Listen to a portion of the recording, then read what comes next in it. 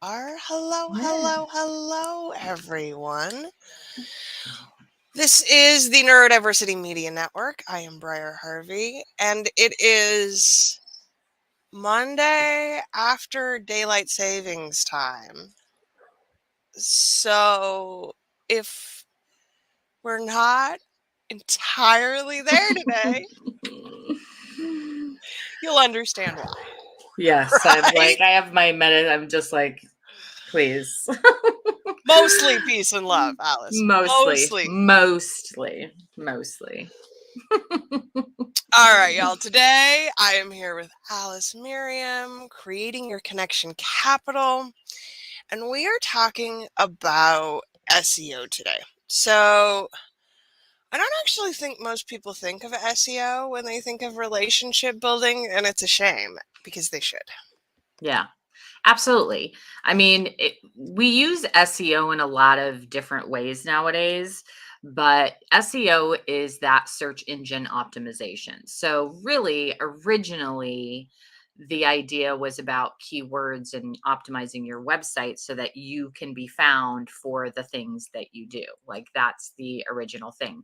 But we refer to SEO now for all kinds of things, like because it's not just Google or search engines that you're optimizing your website, but search engines pull up results for platforms like YouTube and Pinterest and Etsy and even Facebook. Instagram, the TikTok, they all have, or TikTok, yes, TikTok, that's what I call it. They all have those things can show up in results on a search engine, but each of those platforms also have its own search engine. So we're talking about the ability to optimize your content on any and every platform in order for the right people to find you. I mean, that's really the bare bones of what we're talking about when we talk about SEO. You can't even get that initial connection with someone if they don't know you exist. So they Right, have to be able to find you. Right. right. And awareness in a population of 8 billion now is rough. Like, even if 1% of the population is absolutely your supporters and fan bases, what I think that's like 800 million people. I don't know. I'm bad at math. I'm not mathing today, that's for I'm not sure. mathing this morning. That is not happening today. But you have millions of people in your potential audience, and you have to find them. They have to find you. And so let's talk about what it looks like to really optimize for the longer term relationship. What does that look like? Um, well, the first thing it looks like providing content that's relevant to your audience, to people who might be looking for it, to your ideal clients. It's providing that relative it's making sure that you have that relevant content on your website and on your social media channels. um, there are people out there that are looking for things. They're searching certain kinds of content. Now you might think, and I because I hear this from a lot of people, what I do is so unique, nobody's searching for these things. Except they're searching for something related to that thing. You might have your new thing. I know, Briar, you and I share a love of category pirates, and Yes. we share a love of that. And, coming up with your own unique category means somebody's not necessarily searching for that, but they are searching for other things that are very related to it. And They're your searching ideal for client a solution, is the to thing. something, To right? something. They may not know what it is, but they're searching for a solution to a problem that they have. So it doesn't matter if Exactly. you're a special snowflake or not with a new thing or not.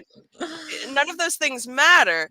What matters is, how are you communicating the problem you solve?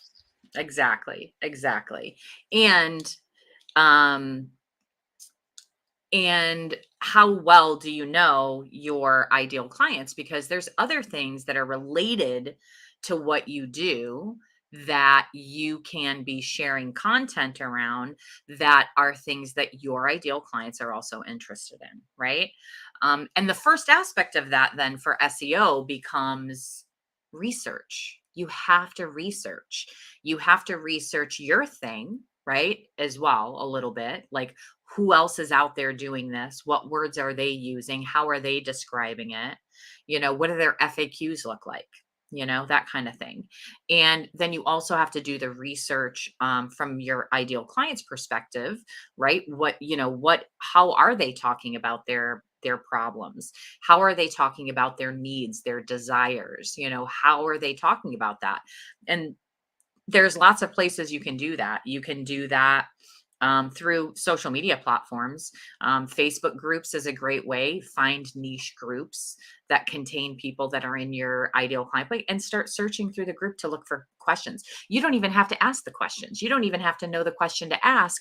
You can just scroll through these groups and read comments and questions and things that people are already asking because it's out there. And then you can get a little bit more detailed and do your research on platforms like Google Trends is a really great. I'm obsessed with Google Trends. I'm also obsessed with things like Answer the Public. You get, I think, 2 or 3 free searches every single day on Answer the Public. So you can go in and ask, you just type in a category of some kind. So it could be tarot. It could be ADHD. You could type in any keyword you want. And then what Answer the Public will do is give you a very long list of questions people are typing in search around that word. So you Hmm. can find, some of them won't be related to what you do at all, But a lot of them will. but a lot of them will be, and they rank them in order of popularity, of the least, most to least of what's being searched. So you have an idea, and this is great because these are questions people are typing into search. These are their words. Because that's one of the biggest mistakes I think people make when it comes to SEO, is that they don't do the research. They try to stuff a whole bunch of fancy keywords in somewhere, and that doesn't work either. It is not 2003. Right. Keyword stuffing does not work and has not for 20 years. Right. That has not, things change, people. You used to be able to do that, not anymore. Um, but yeah, and they use mumbo jumbo, right? Like, we're all in our own industries and we're eyeball deep in our own industry jargon, and we can get caught up in our own industry jargon, but our ideal clients don't necessarily know or understand or relate to our industry jargon. So when Chances you are good they use don't. they don't, exactly. So when you use that industry jargon, you're putting stuff way over their head. If someone reads something on your site or on your social media, they have to understand it to connect with it. And if it goes over their head, if they're confused by it, they're just going to move on because there's another piece of content right below it that does make sense to them. So they're just going to pass it by. So don't get caught up in your own industry jargon. Don't let your industry jargon make you feel important because your ideal clients don't really care how many acronyms and bullshit you know. Okay. Like, they just don't care. So, just speak in plain language that people can understand and relate to, because that's when we start creating that content on our site and we start optimizing so that we can show up in search results. That's what those algorithms are looking for, is relatable content people can relate to and connect to. Yes. And that's part of your connection capital, because if someone can read something on your website that is something they're directly thinking or feeling and relate to that, then you've made a huge step in that connection. Because how many of us feel like people understand what we're going through or what we're dealing with on a regular basis? We oftentimes feel like that nobody does understand and we wish somebody would get it. So when we see this content and someone's like, it's like someone's in our head, you're like, oh my gosh, this person gets it. Like, and that starts to form a connection and a bond with somebody, even though they don't really know you yet. They know at the very least that you get them, or you get something about them that's important that maybe they feel like other people don't get. And so that's a really important piece of why SEO is so important for building those relationships and creating that connection capital between you and your audience. It's very important. So we've started with some research. We've done some Googling. We've done to answer the public. And we've built or constructed an idea of what people are searching for. What's next? Um, what's next is planning out what that content looks like. Because so SEO can be, you can have short-term and long-term gains here, right? And it's a balance that you're creating, because a lot of people say, oh, SEO takes too long and all this stuff. And there is a long game involved in SEO. It's being consistent. You really do have to be consistent.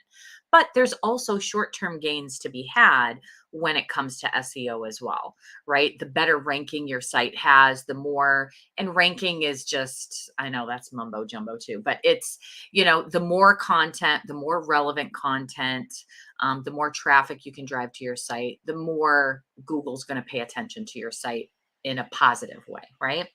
So you do have to be consistent to grow that. But, you can still promote your own content on other platforms. So, for example, if you're planning out content based on maybe some frequently asked questions within your industry or in a related thing, and you're publishing that content on your blog, then you can share that content on Pinterest. You can pin it up on Pinterest with keywords that people are searching on Pinterest, because that's still going to drive traffic to your site. That's going to be a click through, and your SEO is going to be seen as relevant if people are staying there and reading that content and engaging with it, right? That's going to be seen as relevant. So that's still important, and you can still get that short term gain by driving traffic to your own site, posting that blog post, say, on social media, or sharing it, or maybe sharing related content like LinkedIn. You can write articles on LinkedIn. You can write articles on Medium. You don't want it to be the same content that's on your site, but something similar. Or maybe if you write something really long and epic on your site, you can then go to places like LinkedIn or Medium and do a like a synopsis or whatever. What do I want to say? Like a reviewed version of that post and link back to it, right? So that you're getting those results and I you're don't getting a lot more leverage out of your content.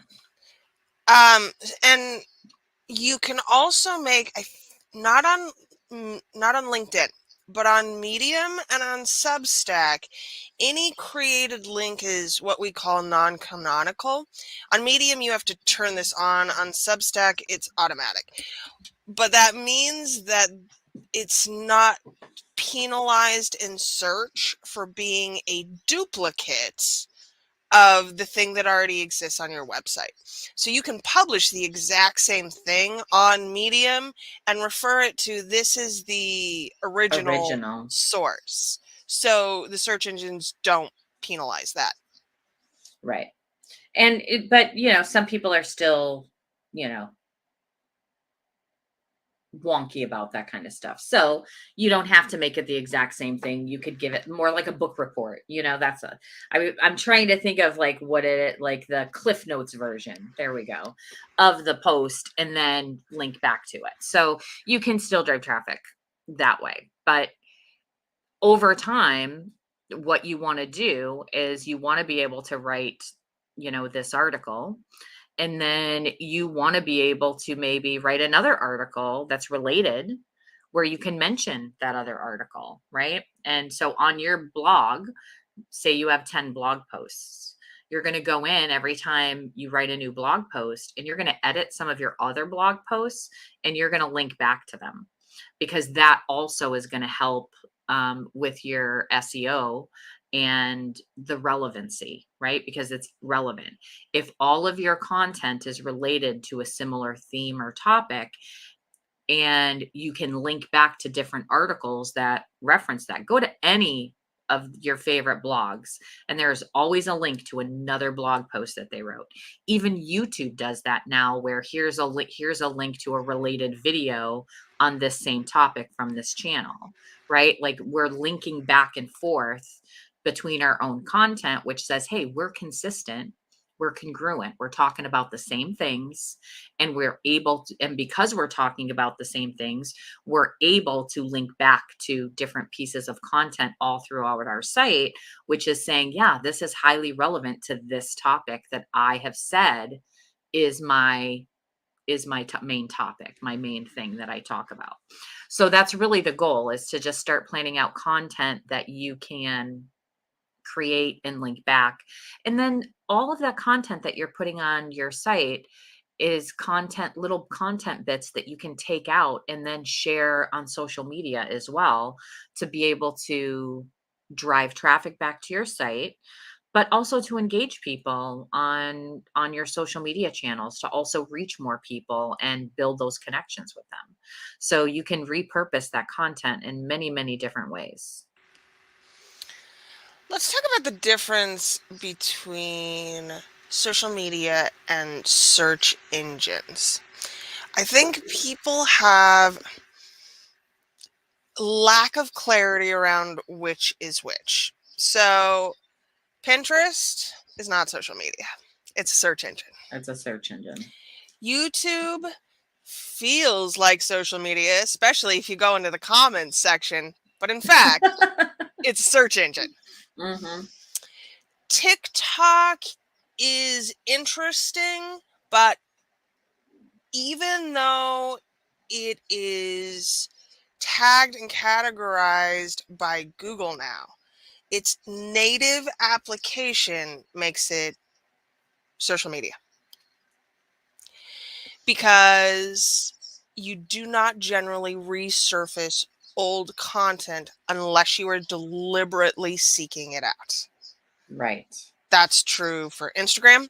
That's true for Facebook, Twitter, LinkedIn. LinkedIn has also got a weird bit of both, because articles will get you SEO, articles will search, but your posts, social media. Yep. Absolutely. So when we're building things for searchability, how do we make them accessible for social media? Well,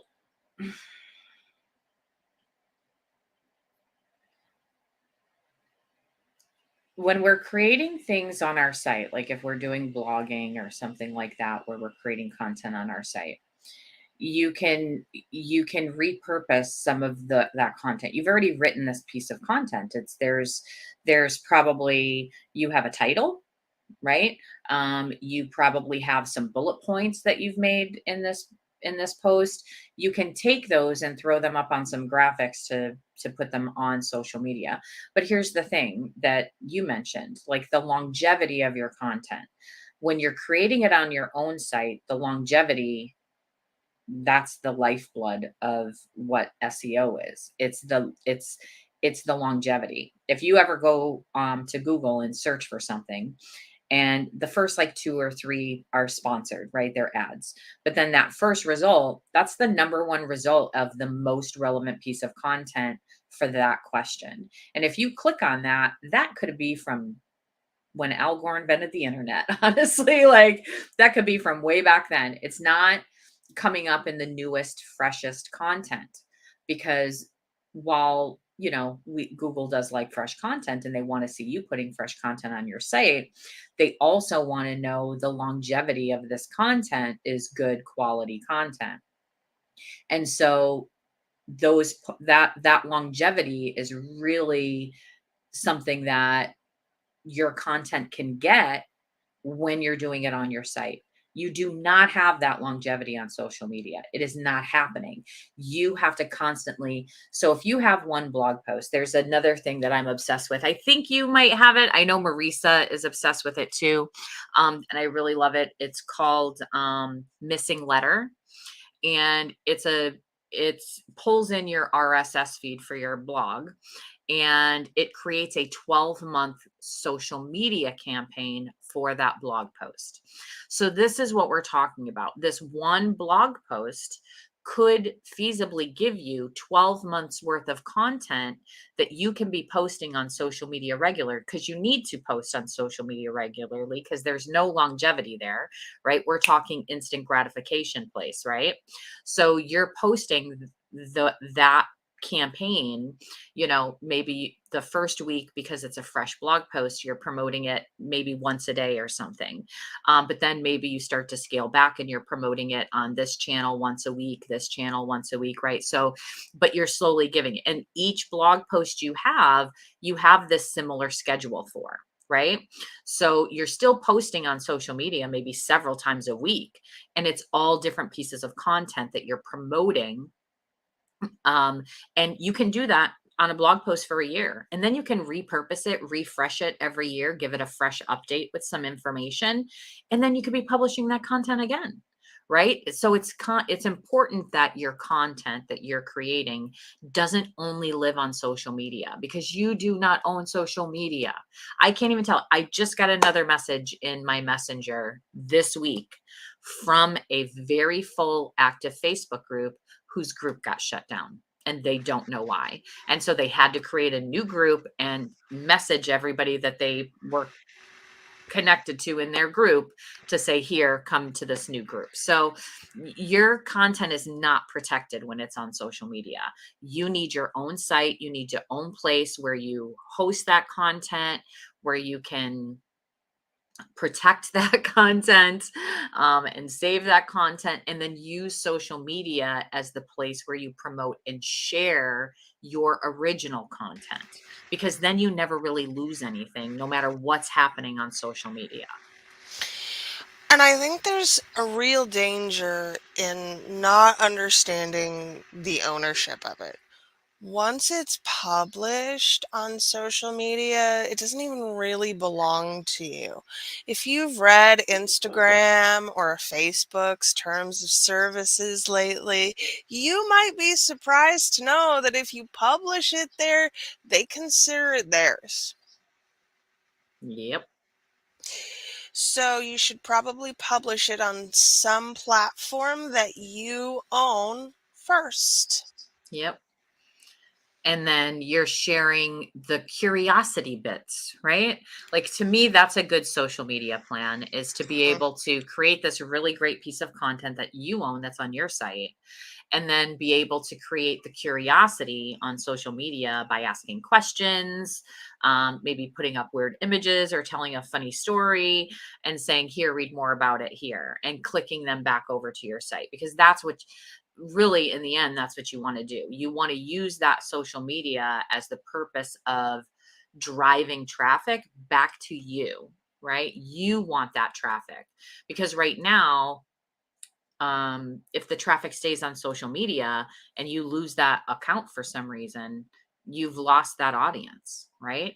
But if they're driven to your site, if they're signing up on your email list, or if they're signing up for blog updates, or they subscribe to a free offer or something, or they buy something, now you have them in your audience, not in Facebook's audience or Instagram's or whatever else. So that's a really good way to use social media, because people are always like, oh, I don't know what to post on social media. Well, you should be posting your content on social media, but that content should be from your website or from your blog or whatever, something you own. And And if that's what it's you should be sharing. not, then you shouldn't be working that hard on it. Like, the main pillar of Exactly. my social media strategy is memes, because I don't have to make them. I don't have to write. I have to curate them, which does take time, but Mm. significantly less time than creating original content for social media. If I And not only that, but I send you memes all the dang Right, time, and so I does have like so many everybody. meme Other dealers. people, yes, meme dealers. I'm a meme dealer. You I are need a t-shirt. I need a t-shirt. meme dealer. I have several saved in my phone. I was just going through it. I'm like, oh, I got to send these over to Briar. Okay, so I think this is about the point where our people in particular, Alice, go, well, fuck, I don't have the attention span for this. SEO is hard. How do we make it easy?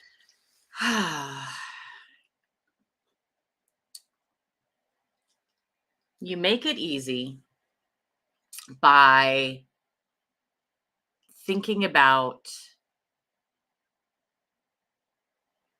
making it easy for your people.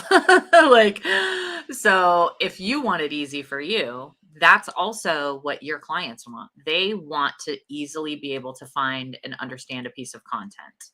They want to easily be able to find. So, to make it easy for yourself and not overwhelming, just think about the experience that you're creating for another person who comes in contact with your content. Like, what's their level of knowledge? What's their level of understanding about their problems, about the solutions, about their desires, their dreams? What's their level of understanding at that? Because a lot of times what you need to do, we get all stuck in our head, and we want to make things as complicated as possible for ourselves because we think, oh, this isn't good enough.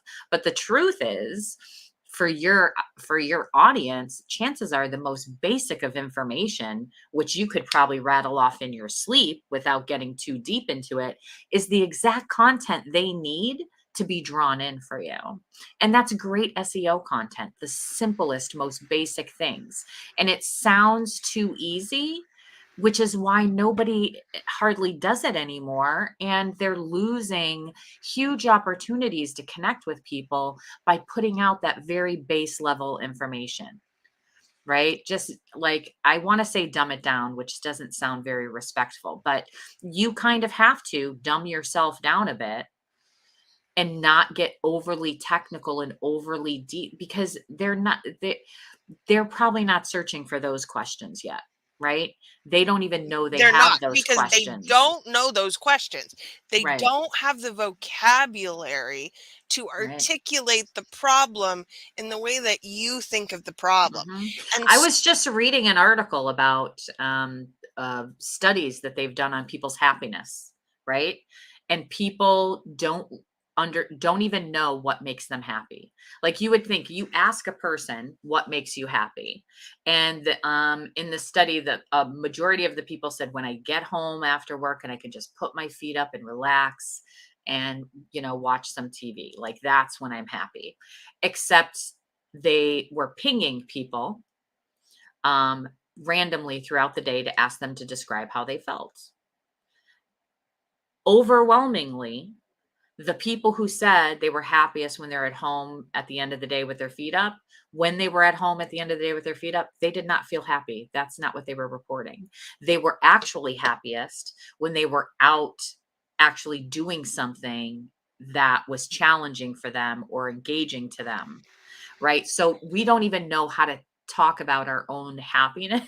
We don't even know how to describe that. mhm. So we're not always asking the best questions. You know what I mean? So you have to keep it very base level, very base level. And I think we've talked about this before, but I encourage you to remember that there are people at different stages of development in your audience too. Hmm. You'll have guppies, you'll have dolphins. That's a teaching that came from the beloved Lori Foley. And I think that it's okay to write and target things to your advanced students. But if you want to be building relationships then you should start at the beginning. Journey. Hmm. Right. Absolutely. Okay. Absolutely. So it is a journey. How do I Hmm. use the SEO to facilitate that journey? Um, well, it's Well, you have to know your ideal client and what kind of journey is going to engage them. However, basics is that you want to have a variety of kinds of content to take them through on your site and through your social media. You can even link back to your, so if your people are like huge Facebook folks, like, and you know that, you can have content on your site that links people back to a Facebook video. Like when we talk about social media longevity, there's quite a few really great live streamers who have done like a Facebook live masterclass, for example. And, the longevity of Facebook Lives has drastically dropped. Except what they do is they write an article on their website, which is related to that video they did, and then they link from the article on their site back to their Facebook. And so what they're essentially doing is they're upping the views and the relevancy of this video. And they did that for like a year and got over 1 million views on this one video, which is people feel like it's hard to do. But because they were thinking about it from an SEO perspective and a journey that their audience is going through, their audience are Facebook people, and they know that. So they're driving the traffic back to Facebook, which, by the way, Facebook loves that somebody's linking back to Facebook. Right. So Facebook continues to promote this person's content because Facebook knows this person is driving people to Facebook, and that's what Facebook wants. So now you're actually getting more longevity on content on social media when you can demonstrate to that platform that you're driving traffic. So making your website accessible is really important, right? So making sure you have all of your descriptions proper, your images.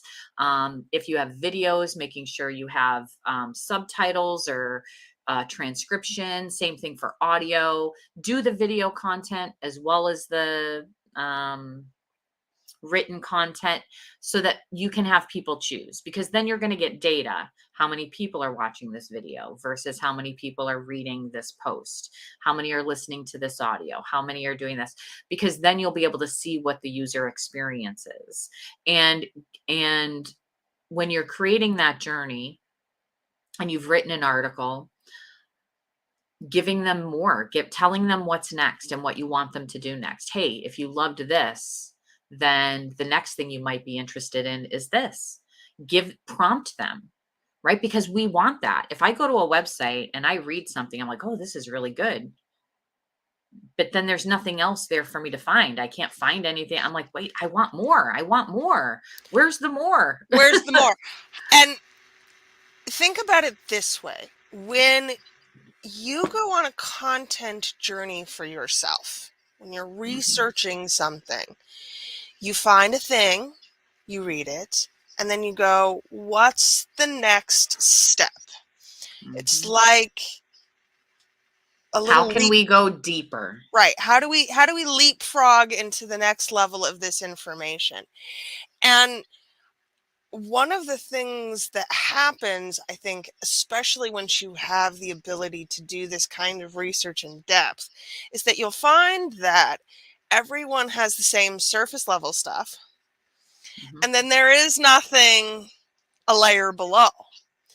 So if you start with the surface stuff and then build in the layers below, even if that means that it starts as a piece of written content and then moves to a YouTube video.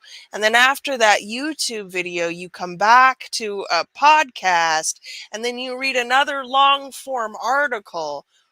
You've created a journey, a pathway. And again, Alice, I'm sitting here going, Jesus Christ, that's so much work.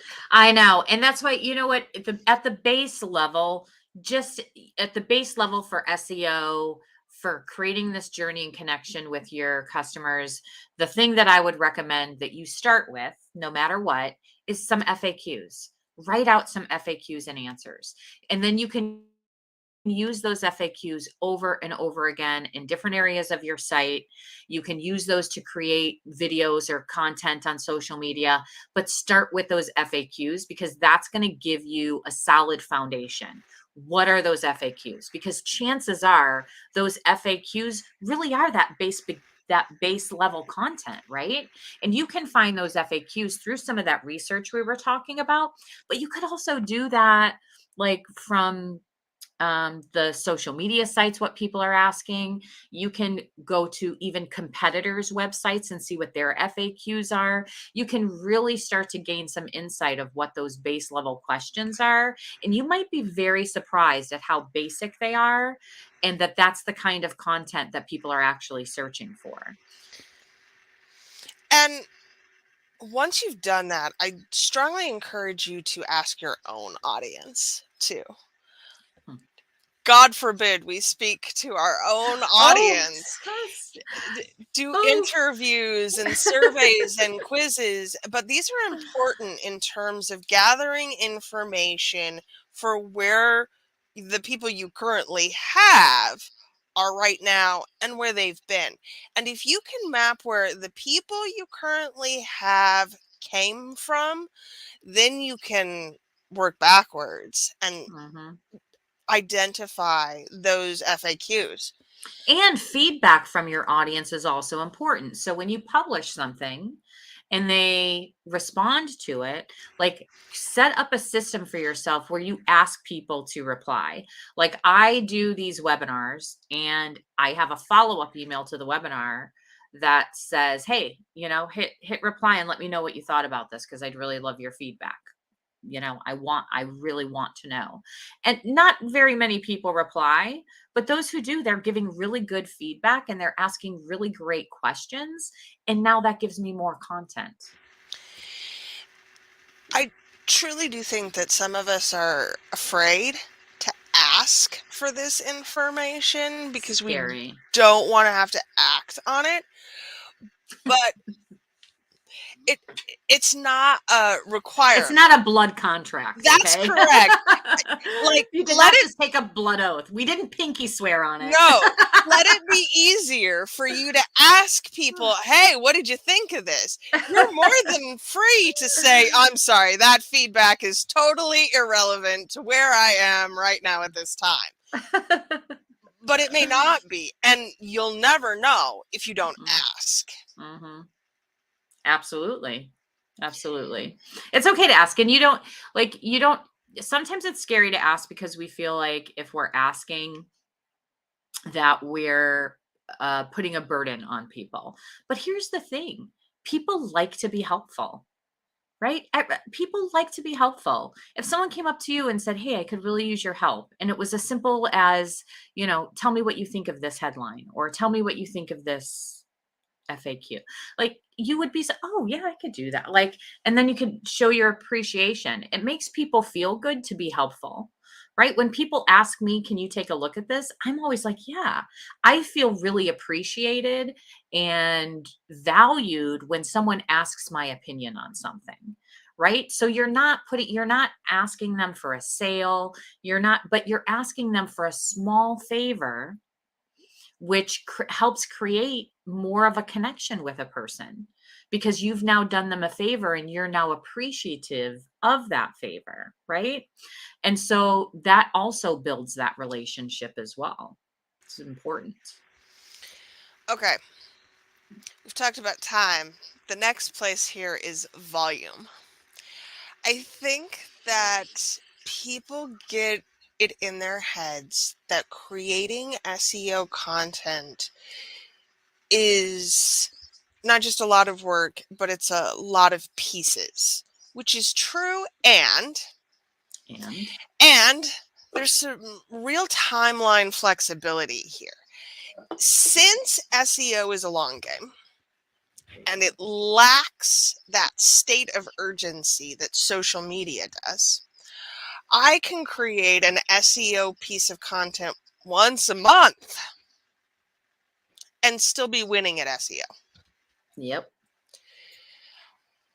What does it look like to create a truly balanced SEO plan? I mean, that is going to depend. And I know people sometimes hate that answer because it does depend. It depends on what your goals are.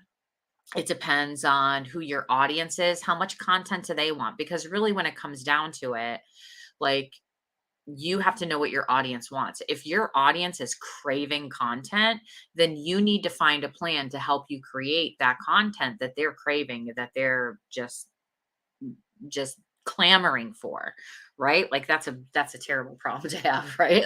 My audience wants more content from me. um but you have to know, and you have to know, I'm always saying, just give yourself space and grace. Whatever level you can invest is the level you can invest in, but just understand that whatever that level of investment is, that's also going to be the level of your return. So I think the biggest uh, issue that gets created when we start talking about, well, this is what I can do, is the distance for some people between their expectations and reality, right? You see that meme with the center part, like expectation, reality, and I think that is what happens to a lot of people when it comes to what they're able to put out, what they're able to create, what the time they're able to invest versus their expectation of the results they're going to get. So your very first most important thing, because I talk about this a lot too in my content, is about expectations. You have to understand what the expectation is. What are real conversions, not the social media version of some gurus and fake influencers telling you they have 90% conversions on stuff, because that is actually not reality. And it may be reality for you at some point when you've built up a good enough connection capital with your audience over a long term, and then eventually you can get to that place. But nobody starts at a 90% conversion. That's freaking ridiculous. So set your expectations based on reality. Know what those numbers look like. Know what to expect from getting new subscribers, from having people click through. If you're not producing that much content, if you're not promoting that content on a regular basis, one social media post about your blog post, the expectation is one person's going to click through on that. But if you're promoting that blog post over and over and over again on different social media channels, then you can start to build the audience for that content, right? So set your expectations first and understand that reality, and then give yourself the space and grace to create what you can when you can. Because I do that. Sometimes I sit down and I just have create days, because I'm in that mood and I'm in that mode. Because I get it. Other days, I don't feel like creating nothing. Like, I'm like, no, like today, I'm not mathing. It's not happening. So, if you have those days, it's okay. It's okay. Don't let the don't be disappointed in yourself to the point where you create a cycle of not taking action because you're still disappointed in yourself. Like, accept it, give yourself the space and grace, and then move forward. Like, that's it. Because that's the only progress is the only way forward. It doesn't have to be perfect, but the only way forward is to have some progress. And you'll get stuck in, I'm terrible and I never have time to create and I never know what. If you get stuck in that mode, then you're not going to make progress. And progress is the first step towards building momentum in order to continue that cycle and do um and build that audience and create that connection capital. So, realistic expectations, and I think we've talked about that before, honestly. Yes, I talk about it a lot because, we can be tricked by social media of what reality is, distorted view of it. And awareness that it's a long game. So if Yeah. I publish one SEO piece a month, I, I'm not going to see a lot of traction now. But a year from now, I'll have 12 pieces of SEO content, which is not a lot, but enough that I can start leapfrogging from place to place. Mm-hmm. Yes. Yes. That's what I'm saying. It is, there is a long game. There's a shorter game to be gains to be had if you're really promoting your content and doing the driving of the traffic to it. You can get those short-term gains. But SEO is the long game. Like the work that you put in now, and there's there's a sense of um reward in that when you think about, I do this thing now, but I'm still going to get the benefits from that a year from now, 2 years from now. There's not a lot of things that you can invest your time and energy in that is going to continue to produce those returns for you like the SEO will. And there's no better time to start that than right now, because you can't start to gain that progress if you're not doing something now, even if it is, like you said, Briar, one post a month. Like, any progress right now benefits you so much more down the road, so much more down the road. Absolutely. And I will say, this is the last of our series for this season. And our next season is going to be focused on that momentum and how to build it. So, this first season, we've been talking about some of the smaller pieces that when you put them together and we talk about that progress, you can start to build that momentum. So, we're going to talk more about momentum later on. But in order to get momentum, you have to have some movement, right? Some movement. So whatever that looks like for you, just start it. Just start something. Derek Halpern, who now sells protein powder, but used to write a really great blog, once said that for him, it was about 20% creation and 80% promotion. And I Yeah, really do think that that principle applies here. If you are spending all of your time creating new things and none of your time promoting those things, and they are two separate activities, then you're not going to be able to achieve the momentum that you're looking for. correct. Yes. And I mean, oh, I posted once on social media. That's not promotion. We're No. talking, and we talked about in a previous episode this season, we did talk about the campaigns. And actually, if you go through this season, these episodes that we've done, Yeah, you you're will my see. first completed series. It's very exciting. You're going to get a Very nice. page with some Nice. listings, and yeah, it'll be great. Fabulous. But think about this as like that SEO content, right?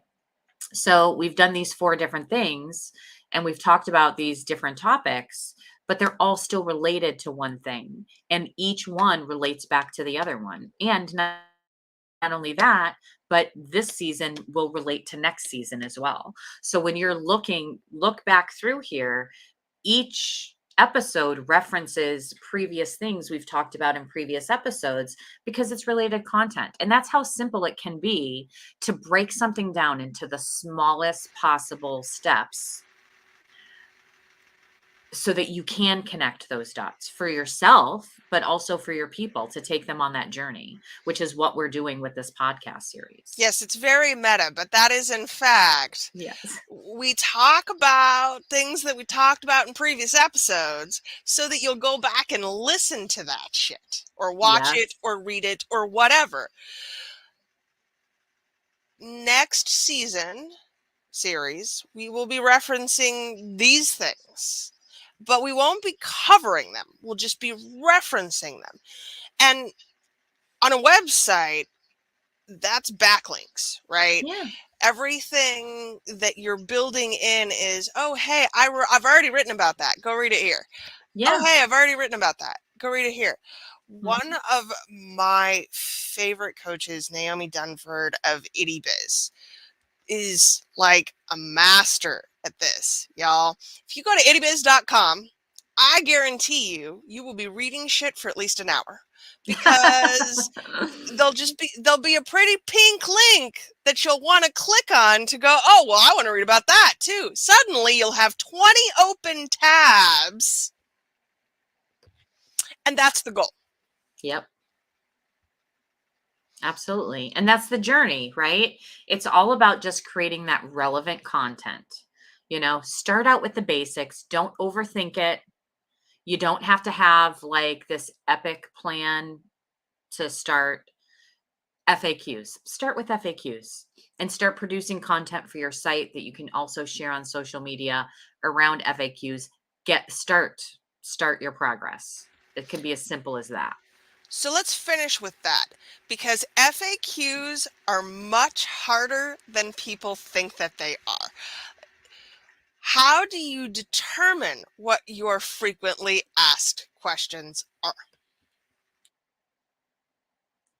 Well, if you don't have clients, that's really hard to do, right? Which is why I recommend doing a little bit of competitor research because they're going to have FAQs on their site. So you're going to get an idea of what those are. And then you can take some of those themes and you can put them into something like Answer the Public and Google Trends to see how popular are these questions really. And then incognito, people, please, incognito, search those terms yourself and see what results come up. Is it content that's relevant to what you do? Right? What you would want to be known for. Because not always they are. Like sometimes I think, oh, this is a good term. And I put it in there and then I get the results back and I'm like, no, I'm definitely not using that term. This is not related to me at all. Like, no. So you have to do a little bit of that research to find out, are these good questions? Are these if these search results that are coming up, is this how I want to be found? Is this how I want to be known?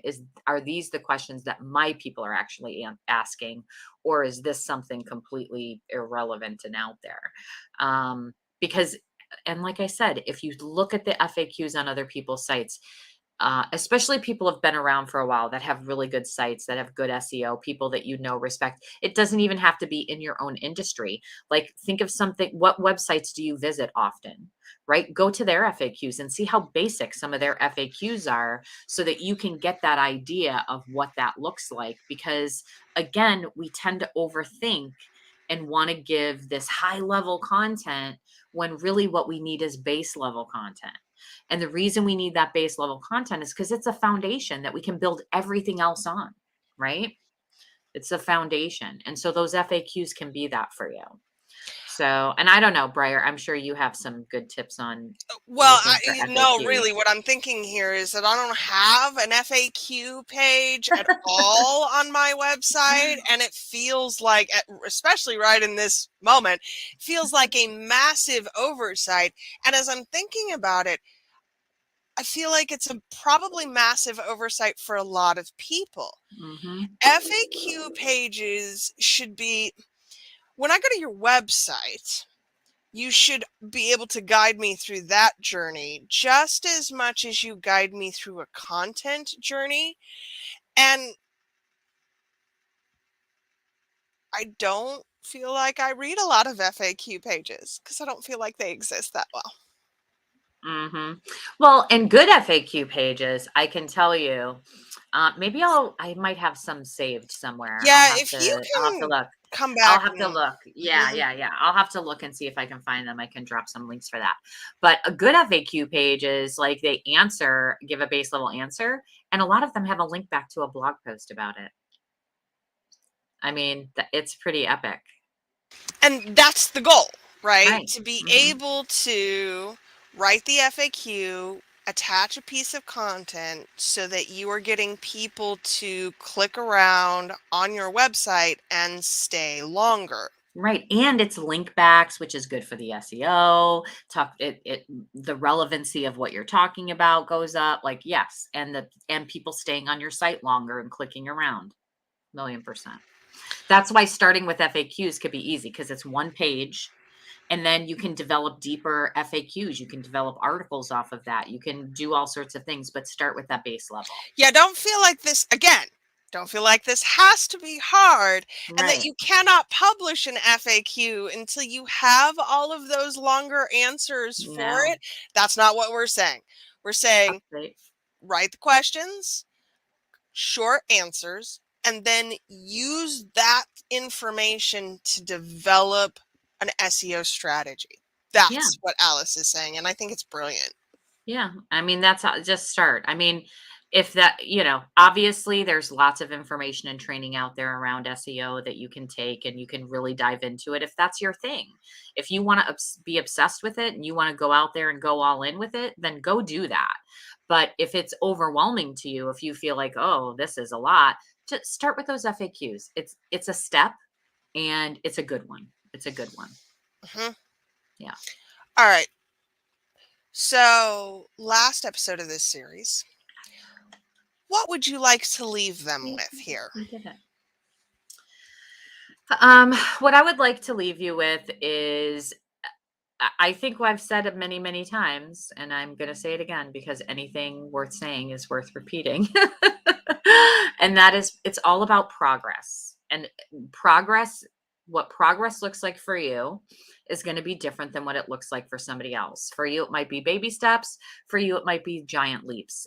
That's completely up to you. But any form of progress on any of these things that we've talked about, any progress on SEO, any progress on borrowing audiences, on campaigns, on marketing campaigns, on connection capital, on creating your content, any progress, any little step you can take forward, no matter how often that is really the progress that you need.